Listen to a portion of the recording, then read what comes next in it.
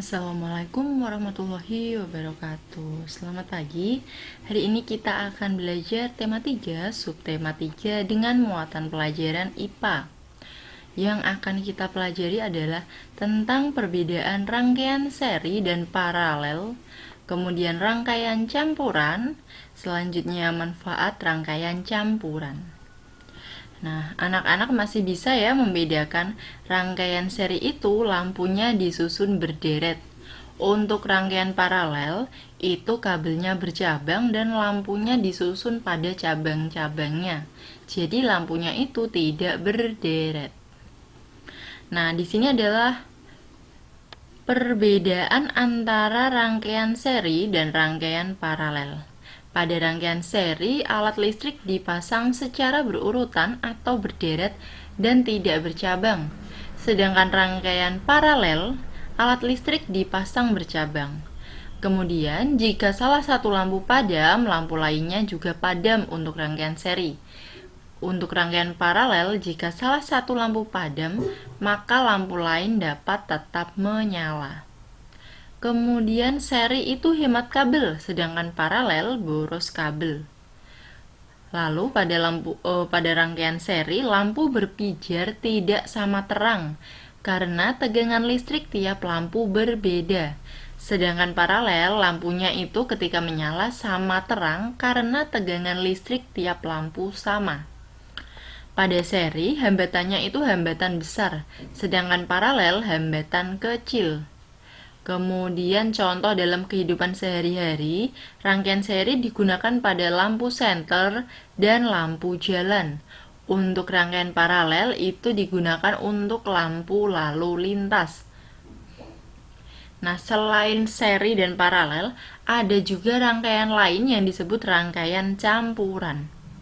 Jadi rangkaian campuran ini terdiri gabungan antara rangkaian seri dan paralel. Kemudian, tujuannya adalah untuk memperoleh kelebihan kedua rangkaian dan menghilangkan kekurangannya. Untuk membuat rangkaian campuran, kita memerlukan minimal 3 lampu. Jadi pada gambar bisa dilihat ya, lampu 1, 2, dan 3 disusun secara berderet atau seri.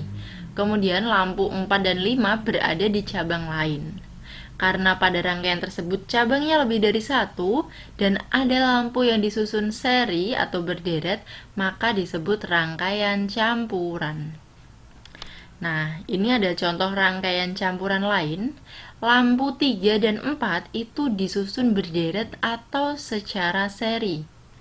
Selain itu, rangkaian lampu 3 dan lampu 4 dipasang secara paralel dengan lampu 1 dan lampu 2. Lalu, jika lampu 3, diperhatikan lampu 3 padam, maka L4 akan ikut padam karena L3 dan L4 disusun secara seri. Jadi kalau seri itu mati satu, padam satu, padam semua. Akan tetapi lampu 1 dan lampu 2 padam, lampu 3 dan 4 bisa tetap menyala karena aliran listrik dapat melalui percabangan yang lain. Rangkaian campuran itu memiliki kelebihan. Tadi tujuan utamanya itu menggabungkan kelebihan dan mengurangi kekurangan masing-masing rangkaian. Jadi kelebihan dari rangkaian campuran yang pertama adalah mengurangi penggunaan kabel pada rangkaian paralel. Tadi rangkaian paralel itu kan boros kabel. Nah, dengan rangkaian campuran maka kita bisa lebih hemat kabel. Selain itu, mengurangi penggunaan saklar pada rangkaian paralel. Jadi pada rangkaian paralel, saklarnya itu diperlukan cukup banyak.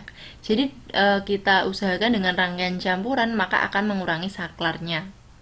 Selanjutnya, hemat konsumsi listrik.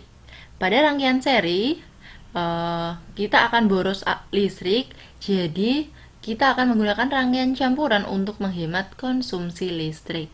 Namun, selain kelebihan ini, rangkaian campuran juga memiliki kekurangan. Jadi, pada rangkaian campuran, kekurangannya adalah rangkaian campuran memiliki struktur yang lebih rumit karena merupakan penggabungan dua jenis rangkaian menjadi satu. Nah, sekian materi dari Bu Vera, semoga bermanfaat. Silahkan dikerjakan tugasnya. Tetap semangat, jaga kesehatan. Wassalamualaikum warahmatullahi wabarakatuh.